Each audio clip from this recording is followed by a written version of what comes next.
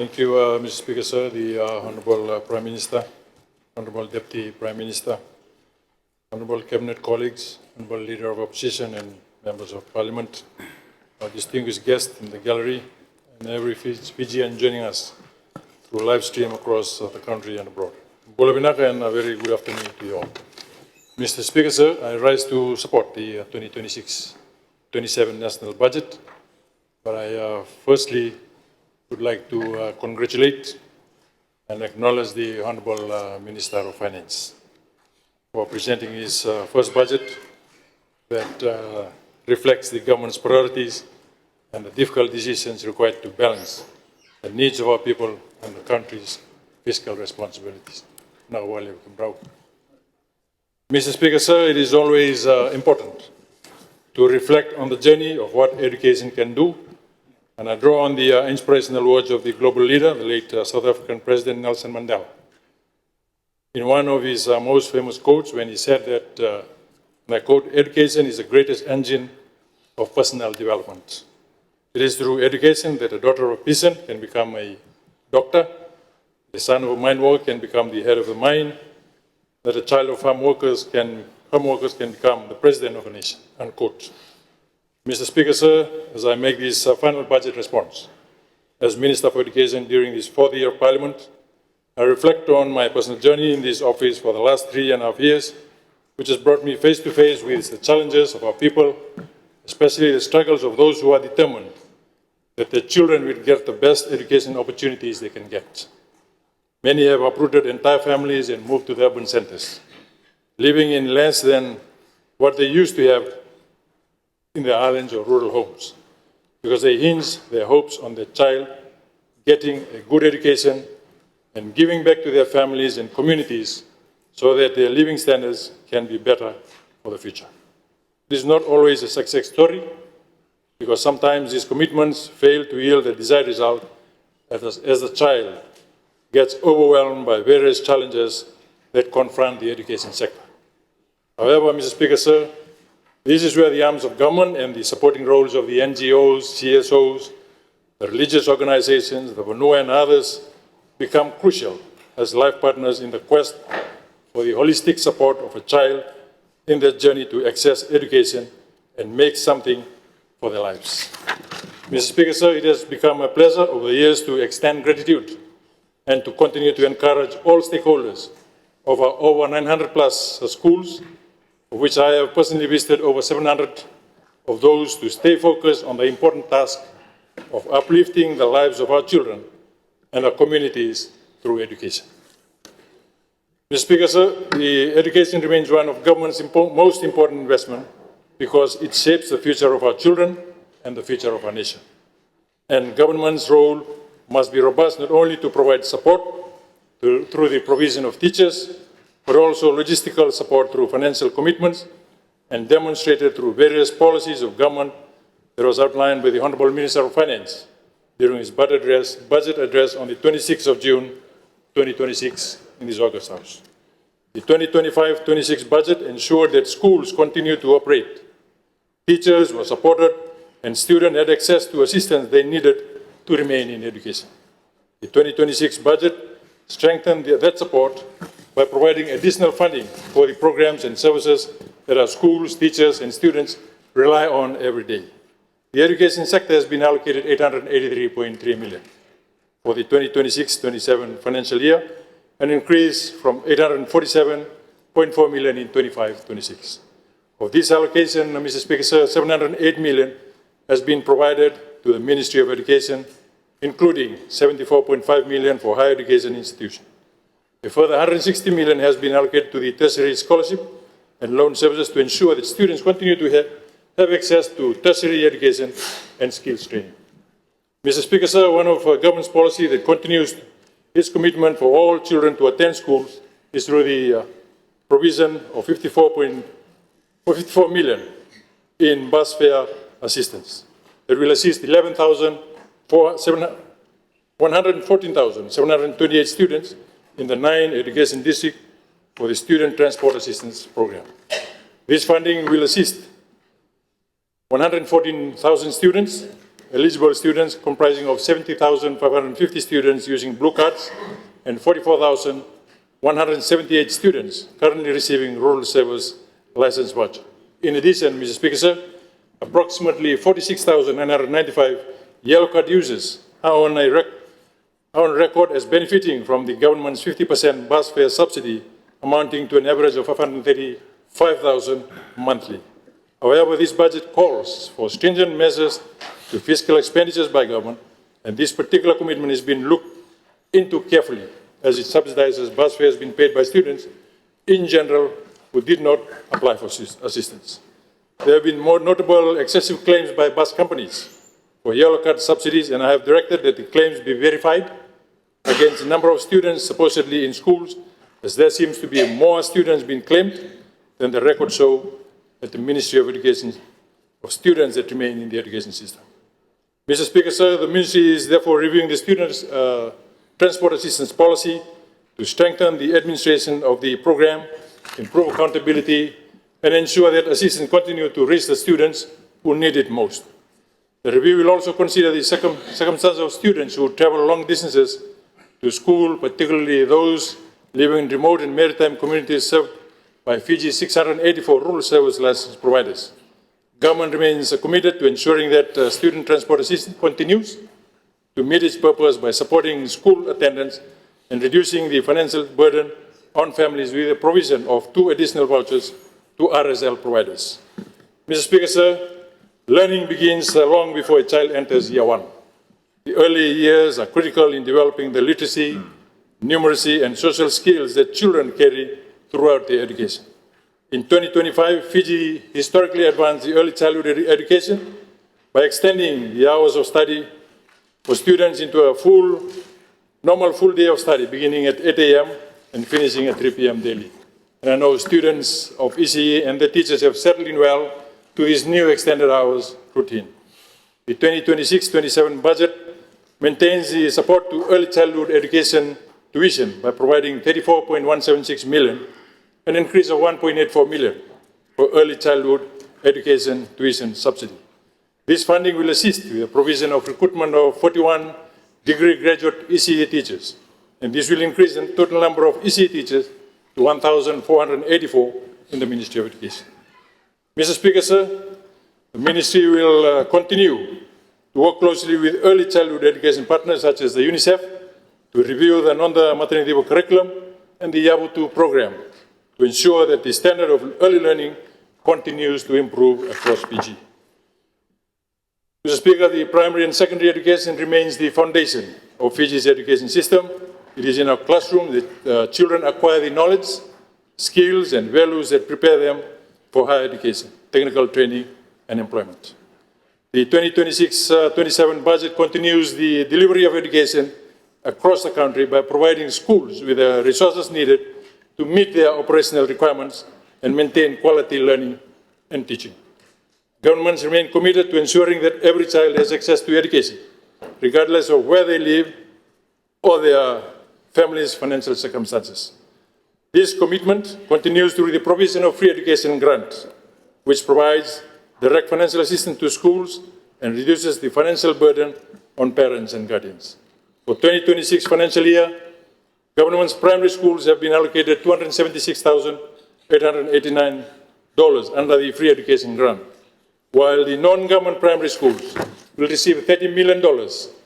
In addition to $391,304 has been allocated under the per capita boarding grant for eligible primary schools. For secondary school, government secondary schools have been allocated $3.49 million under the free education grant, while non-government secondary schools will receive $27 million. A further $349,239 has been provided under the per capita boarding grant to support eligible boarding schools. Mr. Speaker, sir, this grant assists schools in meeting their day-to-day operation costs, purchasing teaching and learning materials, and maintaining an environment that supports effective learning. They also ease the financial pressure on families by allowing schools to meet essential operational requirements without placing additional cost on parents.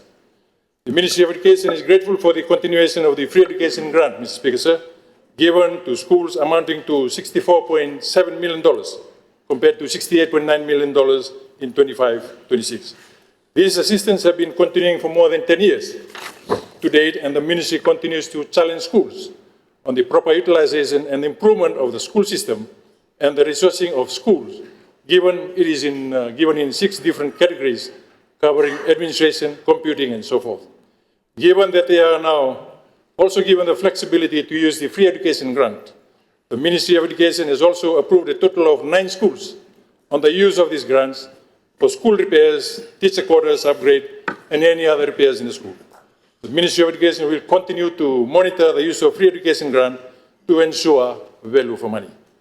And the budget also provides $4.05 million for residents in government secondary boarding schools. This allows the ministry to advocate the importance of backyard school gardening and farming of all schools around Fiji, and ensuring that students attending schools continue to receive appropriate nutritional diet.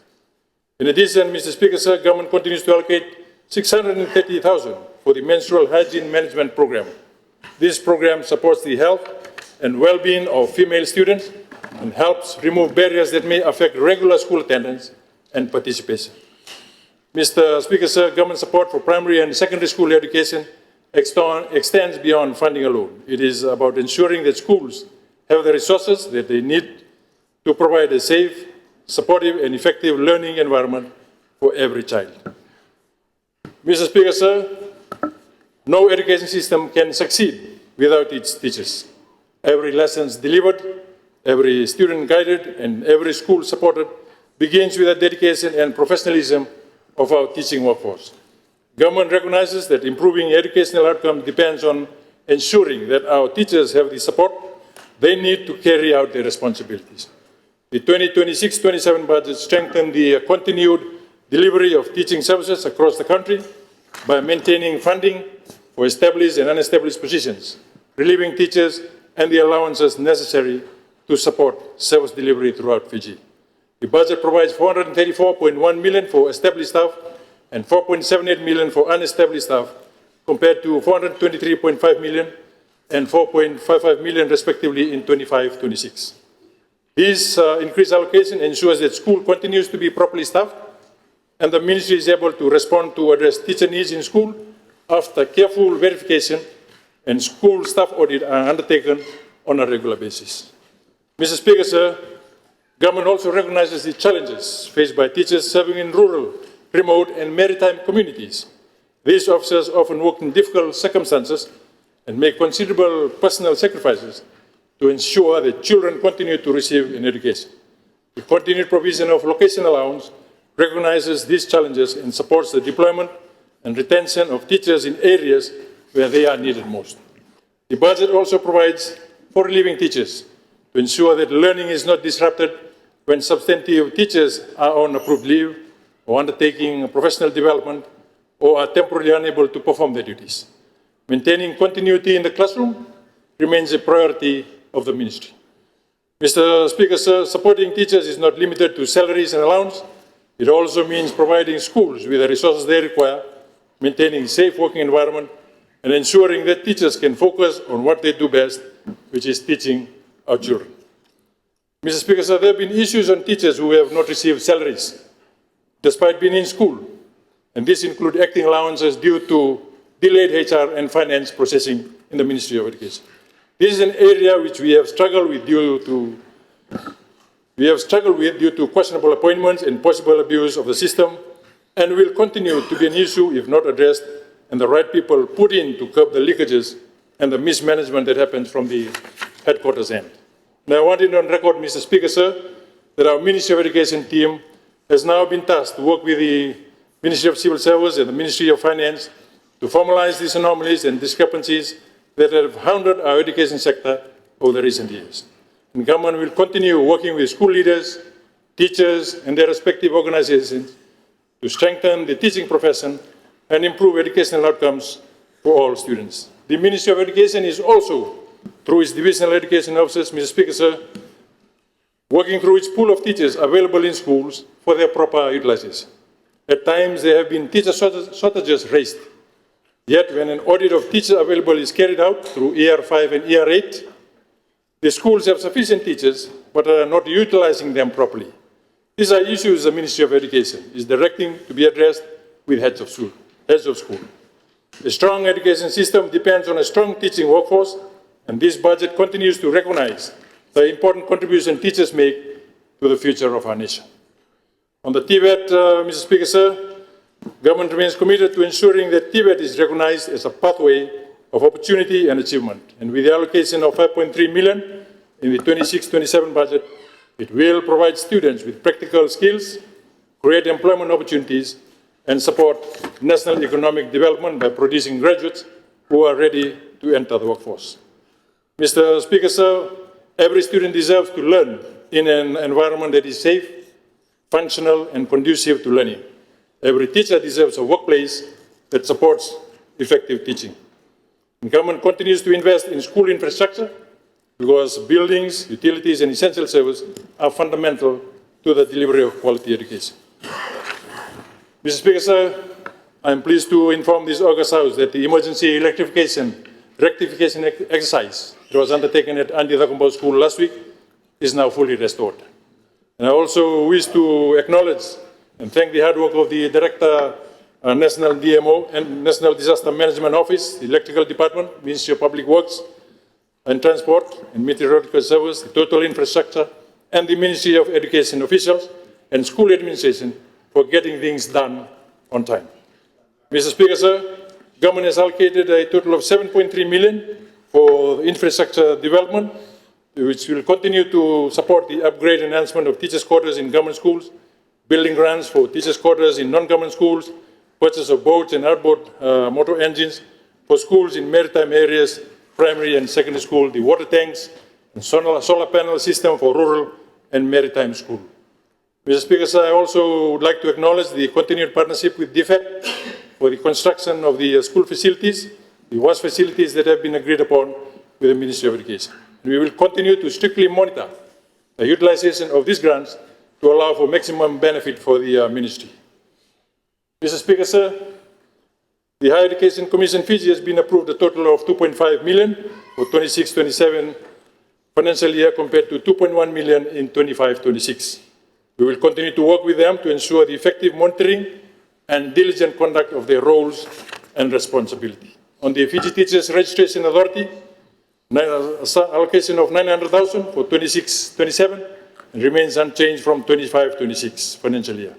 And we will continue to work with them for the effective implementation of the budget and review of their operations, especially on the registration of teacher graduates, thinking that registration at FTRA automatically guarantee them an employment position at the Ministry of Education. For TSLS, Mr. Speaker, sir, they have been allocated 160 million for scholarship and study loans compared to 153 million in the last budget. This allocation will allow TSLS to continue the operations in terms of scholarship awarding with prudency in finance and more accountability. We understand, Mr. Speaker, sir, that TSLS has been encouraged to review the existing scholarship policy so that minimum disruption to students, and they are also encouraged to work with tertiary institutions to ensure that students get the maximum benefit from their various schemes. Mr. Speaker, sir, the Substance Abuse Advisory Council, they've been allocated an amount of $681,931. This allocation will allow the continuous operations of the organization in the training of teachers as child protection officers in primary and secondary school, leadership training for secondary students, faith-based training, school awareness, community awareness, and village meeting. We thank the DFET technical and financial support for the yet-to-be-opened new counseling hubs at Tausavu and Wunsha. And these counseling hubs have provided a space where students can come in and share their challenges with professional counselors from their respective district. The National Research Council has been allocated a sum of 500,000. The ministry is currently working on getting the council in operation to allow them to effectively carry out their duties as mandated in the Act. Mr. Speaker, sir, I note there's zero budget allocation for the Education Commission, and I thank the Education Commissioners for their services to Fiji and the education sector, and I look forward to receiving the report of the work they have done in this 1 year so that they may be tabled before the Cabinet and the information of this August House. Mr. Speaker, sir, in closing, I want to make an acknowledgement acknowledgement statement that as I approach the end of my tenure as Fiji's Minister of Education, it has been a greatest honor and a privilege to serve our nation and our people through this ministry. Following the coalition government's agreement to form government, the ministry was allocated to SODELPA. As the party leader of SODELPA, I wish to thank the teachers of this country, the two teacher unions, and all hardworking members of the school administration for the support and hard work given towards our education sector. Your tireless efforts may not always be recognized and rewarded appropriately, yet you have been the soul of this journey, and it is my prayers that you all be blessed abundantly in this noble profession. To the students, parents, and guardians, and to all who support and provide services towards the education sector in one way or another, we have achieved much together. Your effort will always be appreciated, and know that you will all remain in my prayers. There could not have been a better ministry I was called to lead than this most crucial and humbling of all ministries. To the staff and support team of Ministry of Education, its harsh word delivered, its rebuke or gratitude offered have always been done to bring out the best in your abilities, because we all serve a higher calling, and for that I thank you individually for your effort and endurance. I know that they say each person that was allowed to pass through your life was intended, and from each other we learn, grow, and become better people. I'll always look back to this period of growth and service with gratitude. Mr. Speaker, sir, I end by saying that a country that neglects its education sector limits its own future. A country invests in education, strengthens its people, its institution, and its economy. That is the choice reflected in this budget. The allocation before this August House support children taking their first step into the classroom, students preparing for higher education and technical training, teachers serving in schools across the country, and communities working to provide better learning environment for the next generation. Mr. Speaker, sir, no government can promise every citizen the same starting point in life.